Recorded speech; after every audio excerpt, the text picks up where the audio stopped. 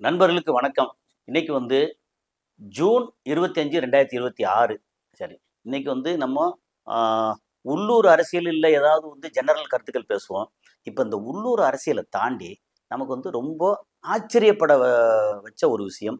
China வந்து புதுசா என்ன பண்ணிட்டு இருக்காங்க அப்படிங்கிற ஒரு ஆச்சரியம். அந்த ஆச்சரியத்த பத்தி பேசணும். சரி. அத பேசுறதுக்கு முன்னாடி நான் வந்து நம்ம இப்போ வழக்கம் போல அறிமுகப்படுத்துறது தான். நான் கசாலி, கசாலி டிகோட்ஸ். ஆனா, எப்போ பார்த்தாலும் உங்களுடைய ஆதரவு வந்து கண்டிப்பா தேவைப்படுது. ஏன்னா, நீங்க நம்மளுடைய இத பார்த்து நண்பர்களுக்கு பகிர போய் தான், நான் வந்து நெறையா வந்து ப்ரிப்பேர் பண்ணி பேச முடியுது. ஓகே. உங்களுடைய நீங்க வந்து லைக் பட்டன கிளிக் பண்ணி, சப்ஸ்கிரைப் செய்து, நண்பர்களுக்கு பகிர்ந்து, ஹைப் பட்டனை கிளிக் பண்ணி, ஆதரவு தாருங்கள்னு வழக்கம் போல உங்கள வந்து நான் ரிக்வெஸ்ட் பண்றேன். ஏன்னா, எப்படி எப்படி பார்த்தாலும் வந்து நீங்க பார்க்குறீங்க. உங்கட்ட ரிக்வெஸ்ட் பண்ணா வேற யார்ட்ட பண்றது? இதுல ரொம்ப முக்கியமா வந்து சைனா ஒரு ட்ரிக்கான வேலைய பார்த்துருக்காங்க. இல்ல பார்க்கறதுக்கு ரெடி பண்ணிட்டாங்க. அத பத்தின டீட்டெயில் அத படிக்கும்போது எனக்கு வந்து ரொம்ப பயங்கர ஆச்சரியமா இருந்துச்சு. அதோட பிக்சர் வேணா அப்பப்ப இடையில வரல நான் வந்து போடுறேன். பொதுவா வீடியோ போடுறதில்ல. ஏன்னா வேற ஒரு இன்னொருத்தவங்க வீடியோ போட்டோம்னா, அது வந்து ஆக்சுவலா காப்பிரைட்ல வந்து பிரச்சனை ஆகுது. அது பிக்சரா வந்து நான் போடுறேன். என்னன்னா, நான் ரொம்ப ஆச்சரியப்பட்டேன். அதுல நான் அந்த டெக்னிக்கலா அதாவது ஆர்ட்டிஃபிஷியல் இன்டெலிஜென்ஸ் அப்படிங்கிற அந்த டெக்னிக்கல் விஷயம் இருக்கு இல்லையா? அதுல வந்து நான் பெரிய எக்ஸ்பர்ட்லாம் கிடையாது. எனக்கு வந்து சினிமா பண்றதுக்கு ஏஐல வந்து எப்படியெல்லாம் நமக்கு தேவைப்படுது அப்படிங்கிறத நான் வந்து கொஞ்சம் பார்க்குறேன், டிஸ்கஸ் பண்றேன் ஆட்கள்ட்ட. டெக்னிக்கல் ஆகட்டும் ஏஐல வந்து நமக்கு என்னென்னலாம் பண்ண முடியும் அப்படின்ட்டு நெறைய டிஸ்கஸ் பண்றேன். ஏன்னா படங்களுக்கு நமக்கு தேவைப்படுது. நான் இப்போ ஒரு படத்த ஆரம்பிச்சிருக்கேன். அந்த படத்துக்கு வந்து கதையில கூட வந்து என்ன மாரி நம்ம பண்ணலாம்? இப்போ வந்து ஒரு வில்லன் கேரக்டர்னா என்ன? ஹீரோ கேரக்டர்னா என்ன? இதுல வந்து மத்த ஜெனரல் கேரக்டர் எப்படி இருக்கும்? ஸோ ஃபைட் சீன் எப்படிலாம் வரலாம்? அப்படின்னு சொல்லி கேட்கிறேன். அதுக்கு நெறைய வந்து அ ஃப்ரீ டெமோ வந்து நெறைய இருக்கு. அதுவே நமக்கு ஆச்சரியப்பட வைக்குது. அப்பா! இது வந்து இந்தியன் ஸ்டைல் இப்படின்னா இப்படி இருக்கு. ஹாலிவுட் ஸ்டைல் இப்படி இருக்கு. அப்படின்னு ஒரு ஒரு அதாவது இந்த மாரி சைனீஸ் குங்ஃபூ ஸ்டைல் அப்படின்னா, அதுக்கு ஒரு மாரி எல்லாமே இருக்கு. நம்ம வந்து என்னதான் படங்கள்ல அப்பப்ப பார்த்திருந்தாலும், நம்ம அத ரீகலெக்ட் பண்ணி கொண்டு வந்து, ஓ! இது இப்படி இப்படிலாம் இருக்கு. அப்படின்ற மாரி காமிக்கிறது இருக்கு இல்லையா? அது வந்து ரொம்ப பிரமாதமா இருக்கு. ஸோ அந்த நமக்கே எனக்கு தெரிஞ்ச ஏஐ வந்து அவ்வளதான் மேக்ஸிமம். ஆனா ஏஐக்கு உள்ள வந்து என்னெல்லாம் பண்ணணும்? அதுக்கு என்ன சொல்றாங்க அப்படின்னா, இப்ப நம்ம வந்து சாதாரண கம்ப்யூட்டர் வந்து ஒரு என்னது சிபியுவா? அதோட நம்ம சிபியு, ஜிபியு அப்படின்னு சொல்லி சொல்றாங்க இல்லையா? அந்த இது அளவுக்கு தான் தெரியும். அதுக்குள்ள வந்து என்ன இருக்கு? மதர் போர்டு, ப்ராசஸரு, அதுக்கப்புறம் வந்து கிராஃபிக் கார்டு, அ அப்புறம் வந்து ரேமு, இந்த மாரி அப்புறம் ஹார்ட் டிஸ்க்கு. அது SST hard disk, normal hard disk. எனக்கு தெரிஞ்ச கம்ப்யூட்டர் இவ்வளோதான். ஓகே. அதுக்கு மேல பெருசா தெரியல. அதுல வந்து கோடிங் பண்றது, மத்தபடி வந்து சி பிளஸ் பிளஸ், ஆ என்னென்னவோ சொல்றாங்களே ஜாவா, அதெல்லாம் நமக்கு வந்து பேரு தெரியுமே ஒழிய, உள்ளுக்குள்ள என்னங்கிறது நமக்கு தெரியாது. அதோட எக்ஸ்பர்ட்ஸ் வந்து இப்ப நீங்க பார்க்கிறதுல கொஞ்சம் பேர் இருக்கலாம். அல்லது எக்ஸ்பர்ட்ஸ் நீங்க கேட்டுக்கலாம். அப்போ இதெல்லாம் வந்து சாதாரணமா நம்ம யூஸ் பண்றது. நம்ம கையில இருக்கிற ஃபோன் இருக்கே, அந்த ஃபோன் வந்து இது ஒரு மினி கம்ப்யூட்டர். நமக்கு என்ன தேவைப்பட்டோ அத்தனையும் வந்து கொண்டு வந்து தருது. கையில இருக்கக்கூடிய கையடக்க கம்ப்யூட்டர் இது ஆக்சுவலா. ஓகே. அது இல்லாம நமக்கு ஏஐன்னு சொல்றாங்க இல்லையா? Artificial intelligence. நம்ம எந்த ஒரு விஷயத்த சொன்னாலும், அத உள்ள போட்டு நோண்டி கிண்டி வந்து நமக்கு தேவைப்படுறத எடுத்து தர்றது இருக்குல்ல, அதுல பிக்சரா இருக்கட்டும், வீடியோவா இருக்கட்டும், டெக்ஸ்ட்டா இருக்கட்டும், எது வேணாலும் இருக்கட்டும். அது எங்கெங்க இருந்தெல்லாம் எடுக்குது. நம்ம ஒரு இடத்துல இருக்குன்னா, அப்ப செர்வர் வந்து இப்ப ஒருவேளை இப்ப நம்ம இங்க வந்து செர்ச் பண்றோம். இப்ப சாட் ஜிபிடியோ அல்லது வந்து ஜெமினியோ இதுலயோ நம்ம வந்து நம்ம வந்து செர்ச் பண்றோம். இது வந்து எங்க போகுது? ஆன்லைன் மூலமா ஏதோ ஒரு செர்வருக்கு போகுது. அந்த சர்வர் வந்து மத்த பல சர்வர்கள் இருக்கிற எல்லாத்தையும் இது நான் சொல்றது எப்படின்னா, நான் வந்து இத பத்தி விசாரிக்கும்போது எனக்கு சொன்ன தகவல் இதுல தவறா கூட இருக்கலாம். ஏன்னா நான் வந்து முதல்லயே சொல்லிட்டேன். டிஸ்க்ளைமர் பண்ணிட்டேன். நான் வந்து ஹைலி டெக்னிக்கல் பெர்சன் கிடையாது. எனக்கு தெரியாத விஷயத்த மத்தவங்ககிட்ட கேட்டு தெரிஞ்சுக்கிட்டு, அப்புறம் மத்தவங்களுக்கு நம்மளுடைய நேயர்களுக்கு சொல்றது தான். இதுல வந்து 100% கரெக்ட்டா இருக்கணும்னு அவசியம் இல்ல. ஒருவேளை நான் சொல்றதுல ஏதாவது தவறுகள் இருந்துச்சுன்னா, நீங்க வந்து அத திருத்தலாம். பின்னூட்டத்துல திருத்தலாம். அது வந்து you have all the rights. Okay. And உங்களுக்கு வந்து அந்த பொறுப்பும் இருக்கு. ஏன்னா, நீங்க பார்க்குறீங்க. பின்னூட்டத்துல வந்து நீங்க ஏதாவது திருத்தி சொன்னீங்கன்னா, அத நான் அடுத்தடுத்த வீடியோக்கள்ல, நான் இந்த மாரி தவறா சொல்லிட்டேன். இந்த மாரி இந்த நண்பர் வந்து நமக்கு திருத்தி சொன்னாரு அப்படிங்கிற விஷயம் தான். ஏன்னா, எப்படி பார்த்தாலும் இதுக்கு முன்னாடி வந்து ஒரு இத சொல்லியிருந்தேன். இந்த மாரி சுகர் லெவல் சொல்லும்போது 80, 120ன்னு சொல்லிட்டு. அது வந்து ஆ ம இது நமக்கு வந்து பிரஷர், பிபி இருக்குல்ல. அத மாத்தி சொல்லிட்டேன். அதாவது சுகர் லெவல் வந்து 250, 300, 400 அப்படிங்கிறது இருக்குல்ல. அந்த சுகர் லெவல் வந்து டக்குனு வேகமா போற இதுல வந்து நான் வந்து பிபிய வந்து மாத்தி சொல்லிட்டேன். அத நெறைய பேர் வந்து சுட்டி காமிச்சிருந்தீங்க. ஸோ இந்த அளவுல வந்து நம்ம நேயர்கள் வந்து ரொம்ப ரொம்ப நண்பர்கள். நேயர்கள விட நம்ம நண்பர்கள் வந்து ரொம்ப அ அறிவுபூர்வமாவும், ஆக்டிவாவும் இருக்காங்கிறது எனக்கு ரொம்ப சந்தோஷம். சரி, இப்போ வந்து சைனாவ பத்தி சொல்லுவோம். சைனாவ பத்தி சொல்றதுக்கு முன்னாடி, நான் வந்து அப்பப்போ படிக்கிறது, அப்புறம் சில காணொளிகள்லாம் பார்க்குறேன்.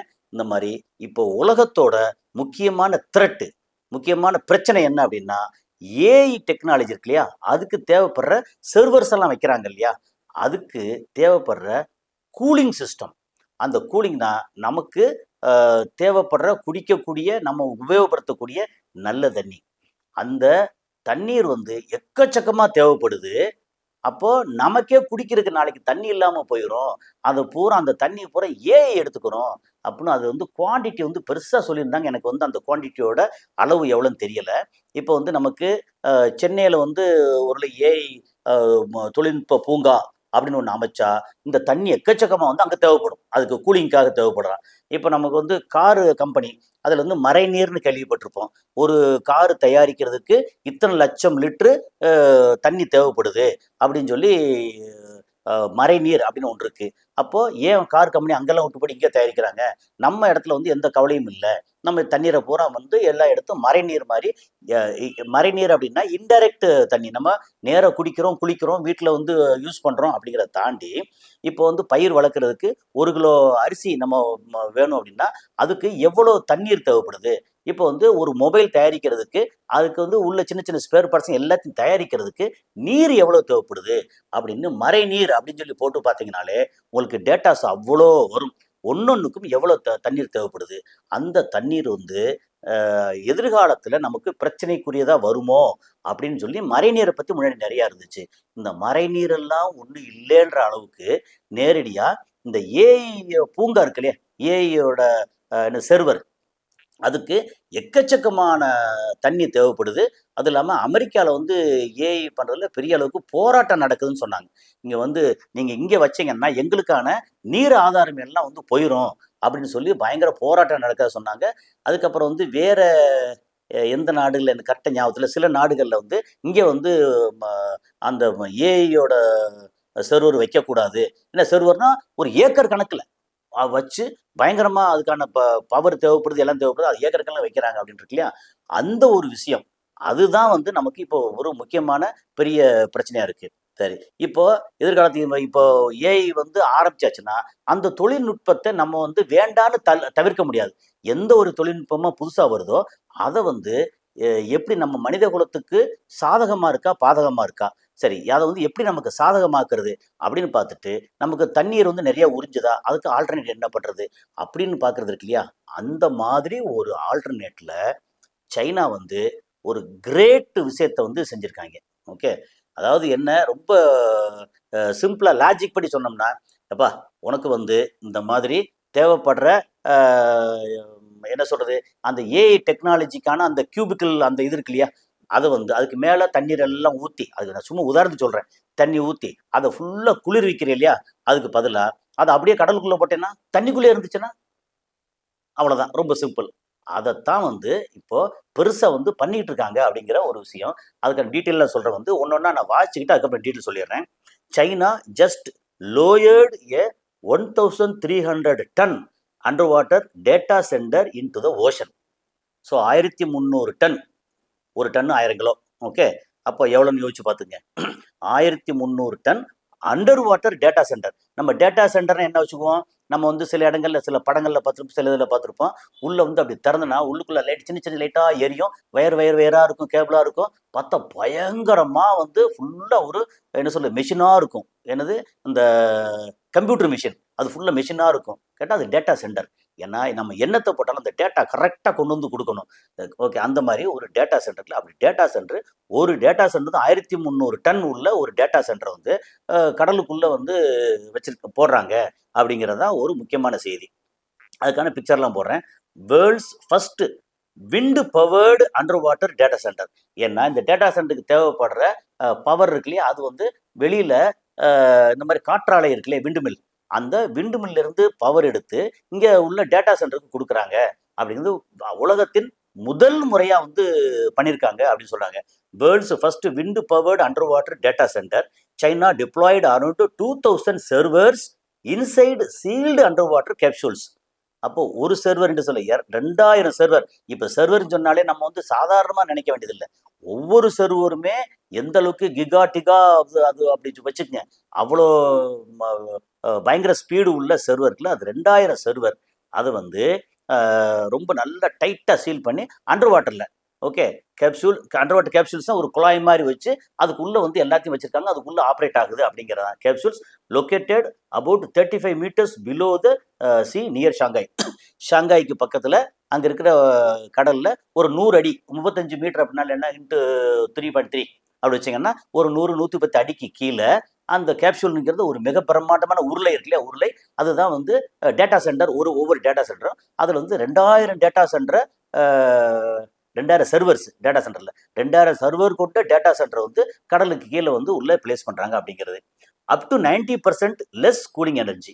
என்னன்னா வெளியில் வச்சா பயங்கர ஹீட் ஆகும், தண்ணிக்குள்ளே வச்சா அவ்வளோ ஹீட் 90% ஹீட் வந்து குறையும் அப்படிங்கிறதான். The surrounding sea water naturally cools the servers, reducing cooling energy use by up to 90% compared to conventional data centre. கன்வென்ஷன்னா முன்னாடி வச்சிருந்த டேட்டா சென்டர் வெளியில் வச்சிருப்போம், பூமியில் வெளியில் வச்சுருப்போம். அதுக்கு ஹீட் ஆகும். அது தேவைப்படுறதுக்கு வந்து நம்ம கூலிங் சிஸ்டம் வந்து தண்ணி பீச்சுறதோ ஏசி போடுறதோ இது பண்ணியிருப்போம் இல்லையா, அதில் 90% குறையுது அப்படின்னு சொல்லி சொல்கிறாங்க. ஓகே, இது கடைசியில் இது என்ன மாதிரி ஆகுதுன்னா அதுக்கும் ஒரு இதுக்கு நெகட்டிவாக ஏதாவது இருக்கான்னு அதையும் பேசிடுவோம்.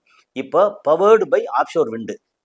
த data centre is connected to offshore wind farms combining renewable energy with underwater cooling for greater efficiency. இப்போ ஆப்ஷோர் விண்ட் எனர்ஜி அப்படின்னா நமக்கு வந்து ஆன்ஷோர்னா நிலத்துல, ஆப்ஷோர்னா கடல்ல.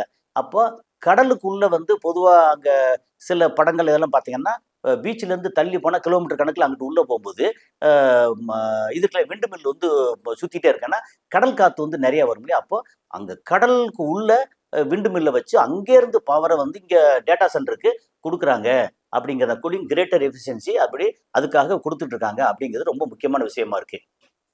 இந்த facility can process over 7000 AI queries per second. 7000 கேள்விகள் ஒரு செகண்டுக்கு வந்து 7000 கேள்விகளை மேனேஜ் பண்ண முடியும். இப்போ வந்து உலகத்தில் எத்தனை பேர் என்ன கேள்வி கேட்கலாம், அத்தனை இதில் வந்து ஒரு ப்ராசஸ் வந்து ஒரு செகண்டுக்கு வந்து 7000 கேள்விகளை வந்து ப்ராசஸ் பண்ணுறதா இருந்தால் அப்போ வந்து 60 செகண்டுங்கிறது ஒரு நிமிஷம். 60 செகண்டில் 6×7=42. அப்போ என்னாச்சு, ஒரு 4.5 லட்சம் கேள்விகளை வந்து ஒரு நிமிஷத்தில் ப்ராசஸ் பண்ண முடியும் அப்படிங்கிற மாதிரி. அப்போ ஒரு மணி நேரத்துக்கு எவ்வளவு அப்படின்னா அப்போ இதோட ப்ராசஸ் ஸ்பீடு அதெல்லாம் பார்த்தீங்கன்னா ஒரு எனார்மஸ். நம்ம வந்து அன்இமேஜினபிள் அப்படிங்கிறது தான் இதோட முக்கியமானது. Per second and supports AI training, cloud computing and biodata application, big data applications. அப்போது இது வந்து நமக்கு நினச்சி பார்க்க முடியாத அளவுக்கு சைனா வந்து புதுசாக வந்து ஒரு விஷயத்த தொட்டிருக்காங்க அப்படிங்கிறதான். அப்புறம் இது வந்து இந்த ப்ராஜெக்டோட வேல்யூ என்னன்னா $226 மில்லியன் ப்ராஜெக்ட். தி under water facility cost around $226 million. 226 மில்லியன்னா 1 million வந்து 10 கோடி அப்படின்னு சொல்லியாச்சுன்னா 200 மில்லியன் அப்படின்னா என்னாச்சு, ஒரு 20,000 கோடி, 25,000 கோடி, அப்படி 22,000 கோடி, 20,000 கோடி, 22,000 கோடி அப்படின்னு ஒரு இதுக்கு இந்த under water facility cost around 226 million and entered commercial operation 2026. அப்போ நமக்கு 2026 வந்து கமர்ஷியல் ஆப்ரேஷனுக்கே வந்துருச்சு அப்படின்னு சொல்லி அவங்க சொல்கிறாங்க. அதுக்கப்புறம் வந்து as AI computing demand grows, underwater data centers could offer a scalable way to reduce energy use and cooling cost. என்ன இதுக்கு ரொம்ப காஸ்ட், ரொம்ப ஏஐக்கு வந்து ரொம்ப காஸ்ட் ஜாஸ்தியாக இருக்குது. காரணம் என்ன, அது ஹீட் ஆகுது, கூல் பண்ணணும். இப்போ தண்ணிக்குள்ளே இருந்துச்சு அப்படின்னா அது கூட கூலிங் காஸ்ட் ரொம்ப ரொம்ப குறைவாக இருக்குது. அப்போ ஓவராலாக பார்த்தீங்கன்னா ரொம்ப காஸ்ட் எஃபெக்டிவாக இருக்குது அப்படின்னு சொல்லி சொல்கிறாங்க. ஸோ இது வந்து ரொம்ப முக்கியமான ஒரு செய்தி. என்னென்னா ஆச்சரியப்படத்தக்க செய்தி. இந்த அளவுக்கு திடீர்னு இப்படி எப்படி யோசிக்க முடியும்? நம்ம தண்ணிக்குள்ளே போட்டால் இப்போ எப்படி பார்த்தாலும் டேட்டா கேபிள் வந்து நம்ம நாட்டுக்கு நாடு கனெக்ட் பண்ணும்போது அண்டர் வாட்டர் கேபிள் வந்து நம்ம ஏற்கனவே பேசியிருக்கோம். இதில் வந்து ஹார்மோஸ் வழியே வந்து ஒரு 7 கேபிளை கட் பண்ணிட்டா ஒரு நாளைக்கு வந்து ஒரு 1100 லட்சம் கோடி டிரான்சாக்ஷன் நடந்துகிட்டு இருக்கு. அது கட் ஆகும். அதுக்கு வந்து இனிமேல் நாங்கள் வந்து வரி வசூல் பண்ண போகிறோம் அப்படின்னு சொல்லி ஈரான் சொன்னாங்க. அதெல்லாம் பேசியிருக்கோம். அப்போ அண்டர் வாட்டர் கேபிள் இவ்வளோ ஸ்ட்ராங்காக போயிருக்கும்போது அண்டர் வாட்டர் கூலிங் சிஸ்டத்தோட வந்து ஒரு டேட்டா சென்டர் ஏன் பண்ணக்கூடாது யோசிச்சாங்கல்ல, அவங்க சைனீஸ். இப்போ உலகத்தை வந்து டெக்னாலஜியை வச்சு, ப்ரொடக்ஷனை வச்சு, பொருளாதாரத்தை வந்து ரொம்ப மேம்படுத்தி உலகத்தை ஆட்டி படைக்கிற ஒரு மிகப்பெரிய சக்தியாக வந்திருக்கிறது வந்து சைனா அப்படின்னு சொல்லலாம். அதோட டீட்டெயில் என்ன அப்படின்னு சொல்லியாச்சுன்னா, China has launched one of the world's most unusual AI infrastructure projects by placing a massive underwater data centre beneath the ocean near Shanghai. The facility consists of sealed underwater capsules housing around 2,000 servers approximately 35 meters below the surface. By using surrounding seawater as a natural cooling system, the project can reportedly reduce cooling energy consumption by up to 90% compared with the conventional data center. The system is also connected to offshore wind farms, combining renewable energy with advanced cooling technology. Costing around $226 million, the underwater data center is designed to support AI training, cloud computing, and big data workloads while processing thousands of AI queries every second. As demand for artificial intelligence continues to surge worldwide, projects like this could represent a new approach to building more efficient and sustainable computing infrastructure. So இதுதான் இந்த நம்ம சொல்ல வந்து இதோட மொத்த detail. அப்போ $226 million அப்படின்னா ஒரு 20,000 கோடியா சம்திங் வச்சுக்குவோம். ஆமாம் 20,000 கோடி அப்படி வச்சாச்சுன்னா இல்லை, ஒரு பில்லியன் அப்படின்னா இது 2,000 கோடி, 20,000 கோடி இல்லை, ஒரு பில்லியன் வந்து 10,000 கோடி, 2 பில்லியன் வைக்கலாம். இது வந்து எப்படி 200 அப்படிங்கும்போது ஒரு 2,200 கோடி மொத்தத்துக்கு. ஏன்னா சில நேரத்தில் வந்து நம்ம பில்லியனில் வந்து ரூபாயை கணக்கு பண்ணும்போது கொஞ்சம் வந்து சின்ன சின்ன கன்ஃபியூஷன் வரும். இப்படி ஏதாவது நான் தப்பாக சொன்னால் கூட எப்படி பின்னூட்டத்தில் நீங்கள் எப்படின்னு சொல்லிட போகிறீங்க அப்படிங்கிறது தான். சரி, இப்போது சைனா வந்து மேசிவாக புதுசாக பெருசாக பண்ணி 2026 லான்ச் பண்ணிட்டாங்கிறது ரொம்ப பெரிய விஷயம் இல்லை. அப்போ இனி உலகத்தில் எல்லாருமே இதை வந்து ஃபாலோ பண்ண ஆரம்பிப்பாங்க. அப்படின்னா இதோட பேட்டன்ட்டு அதை அவங்க வச்சுருக்காங்களா, என்ன பண்ணுறாங்க அப்படிங்கிறது. சரி, இப்போ இதில் வந்து எல்லாம் okay, everything is fine. China வந்து ரொம்ப சூப்பராக பண்ணாங்க, எல்லாம் பண்ணிட்டாங்க. சரி, இப்போ வந்து இங்கே இந்த கேப்சூல் இருக்குல்ல, அதோட டேட்டா சென்டர் இருக்கு இல்லையா, அது வந்து அங்கே கடலில் ஒரு 100 அடிக்கு கீழே அங்கே பிளேஸ் பண்ணிட்டாங்க. சரி, ஓகே. கடலில் என்ன இருக்கும்? கோரல் இருக்கு இல்லையா, பவளப்பாறை அது இருக்கும். வகை வகையான மீன் வளங்கள் அதெல்லாம் ரொம்ப, அது கடலுங்கிறது வந்து அது ஒரு தனி உலகம். நம்ம இருக்கிற வெளி உலகத்தை விட, அமேசான் காடுகளை விட அற்புதம் நிறைஞ்சது, எக்கச்சக்கமான ஒரு விஷயம் இருக்குது. ரொம்ப முக்கியமாக நமக்கு தெரிஞ்சது வந்து கோரல் இருக்கு இல்லையா, ஏதாவது பவளப்பாறை. அந்த பவளப்பாறை தான் இந்த உலகத்தை சமநிலைப்படுத்திட்டே இருக்கு. பவளப்பாறை இல்லைன்னா அங்கே வந்து மறைஞ்சு வாழ்ந்து முட்டை போட்டு மீன் வளம் இருக்கு இல்லையா, அதெல்லாம் வந்து பெருசாக கொண்டு வந்து சேர்க்கறதுக்கு எல்லாத்துக்குமே பவளப்பாறை ரொம்ப ரொம்ப அவசியம். இப்போ இது வந்து உள்ளே போய் அந்த ஹீட்டு அப்படியே பக்கத்தில் எமிட் பண்ணிட்டே இருந்துச்சு அப்படின்னா அந்த ரீஜன்ல வந்து பவளப்பாறை மற்றபடி மீன் வளங்கள் பாதிக்கப்படுமா அப்படின்னு ஒரு கேள்வி. அப்போ கடலோட அந்த தன்மை வந்து மாறுமா, அஃபெக்ட் ஆகுமா அப்படிங்கிற மட்டும் தெரியல. அது வந்து எந்த அளவுக்கு, இது எவ்வளோ பெருசு, நீள அகலம் எவ்வளோ பெருசு, அது எந்த சுற்றளவு கடலுக்கு உள்ள அண்டர் வாட்டரில் எந்த அளவுக்கு அது வந்து அஃபெக்ட் ஆகுதா ஆகலையா அப்படிங்கிறது ஃபியூச்சரில் தெரியும். ஸோ அடுத்து இது எப்படி பார்த்தாலும் அடுத்தடுத்து நமக்கு செய்தி வந்துடும். அப்போ வந்து அதை பகிர்ந்துக்கிறோம். ஸோ அடுத்து வித்தியாசமாக, எனக்கு ரொம்ப வித்தியாசமாக பட்டது, ரொம்ப புத்திசாலித்தனமாக பட்டுச்சு. அதை வந்து நம்ம நேயர்களோட நம்ம நண்பர்களோட பகிர்ந்துக்கணும்னு தோணுச்சு. ஸோ அடுத்த செய்தியில் சந்திப்போம். நன்றி.